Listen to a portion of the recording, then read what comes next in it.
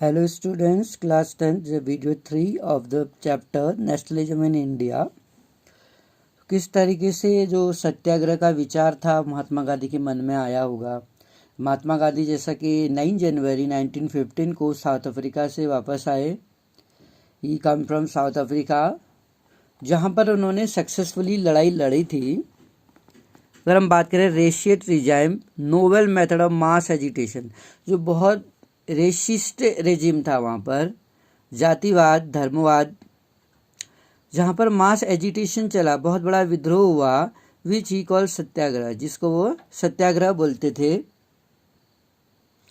उनके लिए जो सत्याग्रह एम्फेसिस किया उन्होंने, जिस पर जोर दिया, वो था power of truth and need the search for truth. एक सच की शक्ति को तलाश करना और एक सच की तलाश करने की आवश्यकता होना। यानी कि हम सच को क्यों तलाश कर रहे हैं, एक सच का महत्व क्या है। It suggested that if the cause was true, struggle was against. उन्होंने ये सजेस्ट किया, द कॉज, यदि ये जो कारण जो था, जो सत्य को वो तलाश कर रहे थे, वो सच था, तो जो स्ट्रगल वो कर रहे थे इनजस्टिस के अगेंस्ट था, अन्याय के अगेंस्ट उन्होंने संघर्ष किया। Then physical force was not necessary, जो फिजिकल फोर्स था वो नेसेसरी नहीं था टू फाइट द ऑपरेसर। यानी कि अगर हम हिंसा कर रहे हैं, हिंसा कहीं से भी सही नहीं थी लड़ने के लिए, अत्याचारियों के खिलाफ लड़ने के लिए हिंसा कहीं से भी सही नहीं थी। विदाउट सीइंग वेंजेंस और बीइंग एग्रेसिव, बिना एग्रेसिव हुए सत्याग्रही एक लड़ाई लड़ सकता है। नॉन वायलेंस की मदद से, बिना हम वायलेंट हुए, हम सत्याग्रह को अपना के लड़ाई लड़ सकते हैं। दिस कुड बी डन, ऐसा किया जा सकता है। Appealing the conscience of oppressor people, including the oppressors, जो पीपल हैं, जो ऑपरेसर हैं, जो दमन करते हैं, जो अत्याचार करते हैं दूसरों पर, had persuaded to see the truth, उनको सच दिखा के, इंस्टेड ऑफ बीइंग फोर्स, उन पर बल इस्तेमाल करने के बजाय अगर हम उसको सत्य का मार्ग दिखाएं, सत्य के मार्ग पर चलें, अहिंसा को अपनाएं, तो हम उसे जीत सकते हैं। वायलेंस कहीं से भी सही नहीं माना गांधी जी ने। इस स्ट्रगल के साथ जो ट्रूथ वर्थ था बाउंड अल्टीमेटली ट्रिम्पर्स, जो सत्य था वो में मानते थे कि असल में अंतिम में सत्य ही जीतेगा। महात्मा गांधी ने ये यकीन किया जो नॉन वायलेंस का धर्म है कुल यूनाइट, अहिंसा के धर्म से ही सारे भारतीयों को एक किया जा सकता है, वो यूनाइटेड हो सकते हैं। After arriving in India, Bharat में आने के बाद महात्मा गांधी ने सक्सेसफुली सत्याग्रह के लिए लड़ा, सत्याग्रह का मार्ग चुना और कई जगहों पर उन्होंने मूवमेंट किया। 1916 में गांधी जी फर्स्ट बार चंपारण गए बिहार में, और टू इंस्पायर द पीजेंट्स, वहाँ पर किसानों को उन्होंने इंस्पायर किया, क्योंकि वो जो प्लांटेशन सिस्टम थे, प्लांटेशन सिस्टम के अगेंस्ट किसानों का साथ दिया, क्योंकि वहाँ पर ब्रिटिशर्स उन प्लांटेशन वर्कर जो थे उनको इंडिगो की खेती करने के लिए मजबूर कर रहे थे और टैक्स देना अनिवार्य था, और इंडिगो की खेती में ज़्यादा टाइम लग जाता था इंडिगो उगाने में। तो इस तरह से वो अन्य फसलों को नहीं उगा पाते थे, ज़मीन की फर्टिलिटी कम हो जाती थी इंडिगो उगाने से। तो बिहार के जो चंपारण जिले के जो किसान थे उन्होंने ब्रिटिशर्स के अगेंस्ट इस पॉलिसी के विरोध किया, तो गांधी जी ने इसमें किसानों का साथ दिया। महात्मा गांधी का पहला सत्याग्रह मूवमेंट 1916 में ही शुरू हुआ चंपारण से। इसके बाद 1917 में ही ऑर्गेनाइज सत्याग्रह, उन्होंने एक सत्याग्रह शुरू किया। जो खेड़ा के किसान थे गुजरात के, उनको सपोर्ट किया, खेड़ा डिस्ट्रिक्ट के किसानों को, क्योंकि वहाँ पर जो फसल थी वो पूरी तरह से बर्बाद हो चुकी थी और वहाँ प्लेग महामारी फैल चुकी थी। तो किसान टैक्स नहीं भर सकते थे ब्रिटिशर्स को, तो peasants of Kheda could not pay the revenue नहीं दे सकते थे ब्रिटिशर्स को। प्लेग महामारी के कारण उनकी आर्थिक स्थिति बहुत खराब हो चुकी थी, फसल बर्बाद थी, उनके पास खाने के लिए नहीं था। तो and way demanding the revenue collection भी रिलैक्स, वो ब्रिटिशर्स से डिमांड कर रहे थे कि जो उनको रेवेन्यू कलेक्ट करना है उससे उनको रिलैक्स दी जाए, यानी कि छूट दी जाए।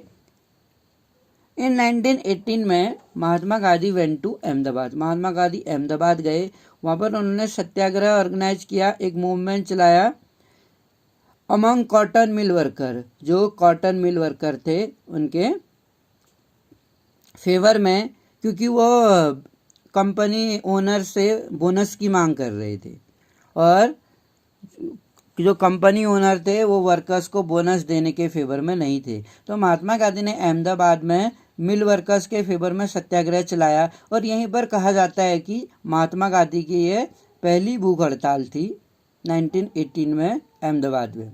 इसके बाद रॉलेट एक्ट की अगर हम बात करें, ये रॉलेट एक्ट जो था इम्बोल्टन की अगर हम बात करें, सक्सेस जो चला आ रहा था, गांधी जी इन 1919 में गांधी जी ने डिसाइड किया कि एक पूरे राष्ट्रीय स्तर पर एक सत्याग्रह शुरू किया जाएगा। क्यों? क्योंकि एक रॉलेट एक्ट प्रपोज कर दिया था, थोप दिया था भारतीयों पर।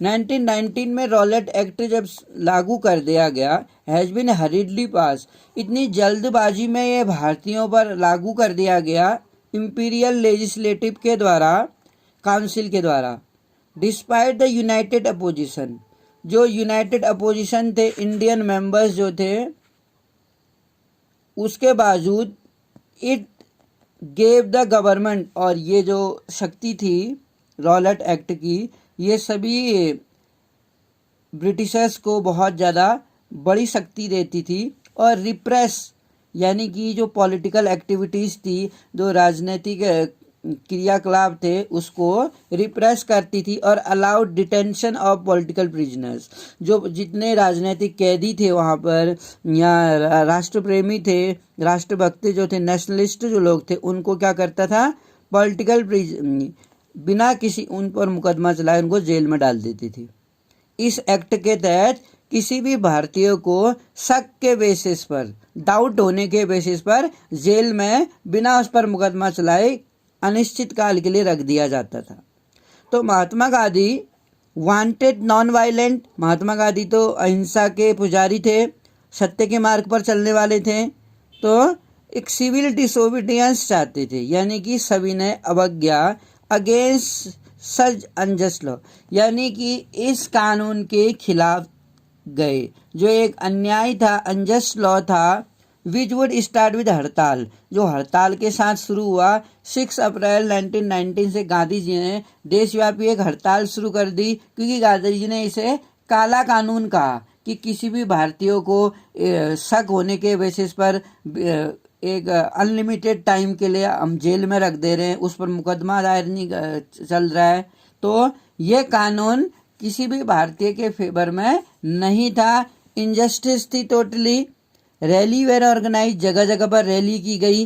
Various city workers went on strike, बहुत सारे शहरों में काम करने वाले जो मजदूर थे वो हड़ताल पे चले गए। In railway workshop and shop close, कई ज़्यादा रेलवेज जो थी, वर्कशॉप जो थी और दुकानें जो थी, सारी दुकानें बंद कर दी गई। पूरे देश में अफरा तफरी का माहौल देखने को मिला। Alarm by the popular officers and square the line of communication, और जो संचार व्यवस्था की लाइनें थी सच एज रेलवे और टेलीग्राफ की, उसको डिस्टर्ब कर दिया गया। सब जगह संचार की जो सुविधाएं थी उसको तोड़ दिया। ब्रिटिश एडमिनिस्ट्रेशन जो था, ब्रिटिश साम्राज्य उन्होंने ये डिसाइड किया टू क्लैम्प डाउन नेशनलिस्ट को, क्या किया जाए, क्लैम्प किया जाए, झुकाया जाए। Local leader were picked up, इसके लिए जो स्थानीय नेता थे उनको उठाया गया, पकड़ लिया गया फ्रॉम द अमृतसर से उनको पकड़ा गया। And Mahatma Gandhi were barred from India, और महात्मा गांधी को दिल्ली आने से रोक दिया गया। ऑन 10 अप्रैल को पुलिस इन अमृतसर, पुलिस ने क्या किया, 10 अप्रैल को पीसफुल प्रोसेशन, जो मतलब शांतिपूर्ण जुलूस चल रहा था, उस पर गोलियां चला दी। Provoking wide spread attack on, क्योंकि वो उसको रोक रहे थे, क्योंकि हर जगह पर बैंकों में हमले किए जा रहे थे, पोस्ट ऑफिसों में और रेलवे स्टेशनों पे जनता के द्वारा इन जगहों पर जनता हिंसात्मक हो गई थी। तो इस हिंसा को रोकने के लिए 10 अप्रैल को पुलिस ने अमृतसर में गोलियां चला दी। मार्शल लॉ, और हर जगह पर मार्शल लॉ लागू कर दिया गया। जनरल डायर जो उस समय था टुक कमांड, जनरल डायर के हाथ में एक कमान थी। 13 अप्रैल को फेमस जलियांवाला बाग इंसिडेंट घटित हो गया। तो जैसा कि हमने प्रीवियस क्लासेस में भी पढ़ा है, 13 अप्रैल 1919 को जलियांवाला बाग पंजाब के अमृतसर ज़िले में घटित हुआ था घटना। इस दिन जो बहुत बड़ी भीड़ थी वो एक जलियांवाला बाग पर इकट्ठा हुई थी इस मैदान में। Some came to protest against the government new repressive measures, कुछ लोग वहाँ पर गवर्नमेंट की नई जो दमनकारी नीतियाँ थी उसका विरोध करने के लिए वहाँ पर इकट्ठा हुए थे, जबकि कुछ लोग वहाँ पर बैसाखी का त्यौहार मनाने के लिए इकट्ठा हुए थे। ऐसा कहा जाता है कि पंजाब में सैफुद्दीन किचलू और सत्यपाल नाम के दो फेमस लीडरों को अरेस्ट कर लिया था। तो वहाँ पर जनता अपने इन फेमस लीडरों को एक फेवर में जलियांवाला बाग में इकट्ठा हुई थी और गवर्नमेंट की इस रिप्रेसिव पॉलिसी के अगेंस्ट आवाज़ उठा रही थी। तो बीइंग फ्रॉम आउटसाइड, तो जो वहाँ पर बैसाखी का त्यौहार बनाने के लिए कुछ लोग आए थे, शहर के बाहर से होने के कारण कई सारे गांव वालों को इस मार्शल लॉ के बारे में पता नहीं था जो जनरल डायर ने इम्पोज्ड लागू कर दिया था। इस मार्शल लॉ के तहत किसी भी जगह पर मीटिंग करना अलाउड नहीं था, कहीं पर गैदरिंग नहीं कर सकते थे। तो जनरल डायर को जब इसकी खबर मिली कि जलियांवाला बाग पर कुछ लोग पीसफुल प्रोटेस्ट कर रहे थे, Dyer enter the area, Dyer immediately वहां पर आया और उसने एग्जिट डोर को ब्लॉक कर दिया और उस भीड़ पर गोलियां चलवा दी। हजारों लोग उसमें मारे गए। हिज ऑब्जेक्ट, लेकिन उसका जो ऑब्जेक्ट था, उसका जो उद्देश्य था, जैसे कि उसने डिक्लेयर किया बाद में, was to produce a moral effect. वो केवल एक मॉरल इफेक्ट यानी कि लोगों को एक डराना चाहता था, एक नैतिक इफेक्ट प्रभाव डालना चाहता था in the mind of Satyagrahi. A feeling of terror, एक भय क्रिएट करना चाहता था। उसका ये कहना था as the news of Jallianwala Bagh, जैसे ही ये जलियांवाला बाग की घटना पूरी जगह पर फैल गई, क्राउड टुक द स्ट्रीट, और कई ज़्यादा भीड़ जो थी सड़कों पे आ गई। उत्तर भारत के कई शहरों में जो पीपल थे वो काफ़ी एग्रेसिव हो गए, वो सड़कों पर आ गए, गवर्नमेंट के अगेंस्ट उन्होंने आवाज़ उठानी स्टार्ट कर दी। बहुत सारी जगहों पे स्ट्राइक होगी, clash with the police, police से टकराव करने लग गई जनता सीधे, और सभी गवर्नमेंट बिल्डिंग पर अटैक करना स्टार्ट कर दिया जनता ने। फिर क्या हुआ होगा, government respond with brutal repression, government भी क्या हुई, रिस्पॉन्ड, ये ब्रूटल जो एक प्रलयकारी जो निर्दयी रिप्रेशन था, जो कुचल रही थी जनता को, seeking to humiliate and terrorise, लोगों को डराना धमकाना शुरू कर दिया था। सत्याग्रही वेर, और जितने सत्याग्रही थे उनको जमीन पर नाक रगड़ने के लिए मजबूर कर दिया। Forced to rub their nose on the ground, crawls on the street, सड़कों पर रेंगने के लिए मजबूर कर दिया, अपनी नाक रगड़ने के लिए मजबूर होना पड़ा सभी सत्याग्रहियों को। और वो चाहते थे, ब्रिटिशर्स चाहते थे कि ये जब सभी सत्याग्रही हैं वो इन साहेब लोगों को सलाम करें सुबह शाम।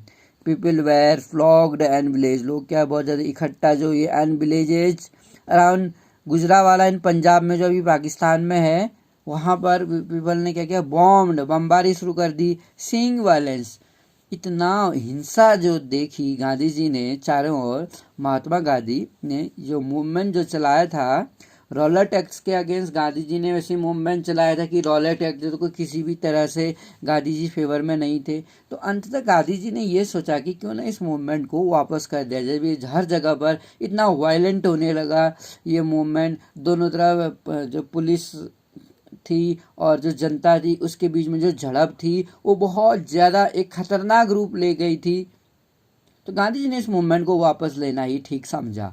While the Rowlatt satyagrahi had been, और जिस समय ये रॉलेट सत्याग्रही थे हैड बीन वाइड स्प्रेड, हर जगह पर ये मूवमेंट बढ़ रहा था, वह स्टिल लिमिटेड, लेकिन अभी भी जब चारों ओर ये मूवमेंट फैल रहा था लेकिन अभी भी ये स्टिल लिमिटेड था, बहुत कम मात्रा में सिटीज और टाउन में फैला था ये सत्याग्रह movement.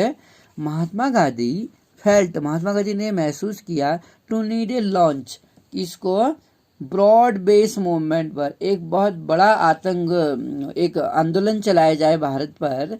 But he was certain that no such movement could be organise, लेकिन वो इस बात से भी निश्चित थे कोई भी मूवमेंट एक बड़े स्तर पर ऑर्गेनाइज नहीं कर सकते जब तक कि वो हिंदू और मुसलमान को एक साथ लाए। अब मुस्लिम इस रॉलेट एक्ट के विरोध में क्यों आते, उनको क्या जरूरत थी हिंदुओं के साथ आने की, और गांधी जी किस हद तक सक्सेस हुए मुस्लिमों को भी इस मूवमेंट में शामिल करने के लिए। One way of doing this he felt was to take the खिलाफत इश्यू। उन्होंने ये महसूस किया कि जो खिलाफत इश्यू है उसको एक साथ लिया जाए। अब खिलाफत इश्यू था क्या, फर्स्ट वर्ल्ड वॉर में had ended, first world war खत्म हो चुका था डिफीट ऑफ ऑटोमन टर्की की हार के साथ। एंड देयर वॉज र्यूमर, ये अफवाहें चला दी गई थी जब फर्स्ट वर्ल्ड वॉर में, हालांकि टर्की ने ब्रिटेन का साथ दिया था लेकिन वो इस शर्त पर दिया था क्योंकि वहां पर टर्की में जो खलीफा थे मुस्लिम कोई आध्यात्मिक नेता थे, तो इनको पूरी दुनिया में आध्यात्म के रूप में पूजा जाता था। तो फर्स्ट वर्ल्ड वॉर के बाद ब्रिटेन ने टर्की से ये वादा किया था कि वो खलीफा की पावर्स को नहीं घटाएंगे, उन्हें पूरी दुनिया में उतनी ही शक्ति दी जाएगी जितनी कि उनकी पहले थी। लेकिन जैसे ही फर्स्ट वर्ल्ड वॉर ख़त्म हुआ, ब्रिटेन ने जो खलीफा थे खलीफा की पावर को घटा दिया। इससे पूरी दुनिया के मुसलमान भड़क गए थे और भारत में भी यहाँ पर मुसलमानों का भड़कना लाजमी था, क्योंकि ऑटोमन जो एम्परर था, एक ट्रीटी की गई थी, हर पीस ट्रीटी थी, was going to impose. Ottoman emperor जो था, साम्राज्य जो था, उस पर एक हम कह सकते हैं जबरदस्ती की संधि करनी पड़ी थी टर्की को। स्पिरिचुअल हेड जो था, आध्यात्मिक जो नेता था इस्लामिक संगठन का, जिसे खलीफा बोलती थी, उसकी पावर को क्या कर दिया, घटा दिया गया फर्स्ट वॉर के बाद। टू डिफेंड द खिलाफत टेम्परल पावर, खिलाफत कमेटी वॉज जो थी, खिलाफत कमेटी बनाई गई इस खलीफा की शक्तियां जो घटाने के अगेंस्ट थे बहुत सारे मुसलमान। तो 1919 में मुंबई में एक कमेटी बनाई गई। यंग जनरेशन जो थी मुस्लिमों की लीडर, उसमें जो यंग लीडर शामिल थे जैसे कि मोहम्मद अली और शौकत अली, जिसको अली बंधु बोलते थे, इनको खिलाफत मूवमेंट शुरू करने का क्रेडिट जाता है हिंदुस्तान में। Begin discussing with Mahatma Gandhi, ने महात्मा गांधी के साथ डिस्कस किया about the possibility of United mass action on the issue. इस मुद्दे पर एक बहुत बड़ा एक मूवमेंट करने के लिए उन्होंने शुरुआत की गांधी जी के साथ। गांधी जी ने इस अवसर को, अपॉर्चुनिटी को, to bring Muslim under the umbrella, एक सूत्र में, एक छाता के नीचे आने के लिए एक अच्छा अवसर सोचा, क्योंकि कहीं ना कहीं जो गांधी जी थे ब्रिटिशर्स के अगेंस्ट लड़ रहे थे, क्योंकि कहीं ना कहीं रॉलेट एक्ट के अगेंस्ट थे गांधी जी, और पूरे भारत में एक राष्ट्रव्यापी आंदोलन चाहते थे। तो वो एक राष्ट्रव्यापी आंदोलन बिना मुस्लिमों के साथ आए तो पॉसिबल नहीं था। तो वहीं पर जो खिलाफत मूवमेंट चलाया गया था मोहम्मद अली और शौकत अली के द्वारा ब्रिटिशर्स के अगेंस्ट, उनकी लड़ाई तो ब्रिटिशर्स से ही थी। तो कहीं ना कहीं इस वजह से हिंदू और मुस्लिम क्या हुए, यूनाइटेड होके एक मास मूवमेंट चलाना उन्होंने स्टार्ट कर दिया।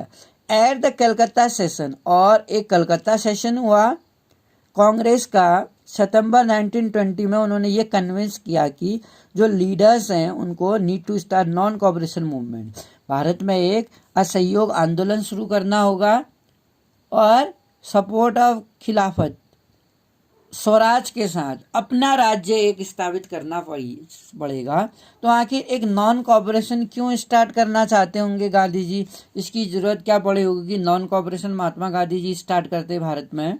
We will study in next video.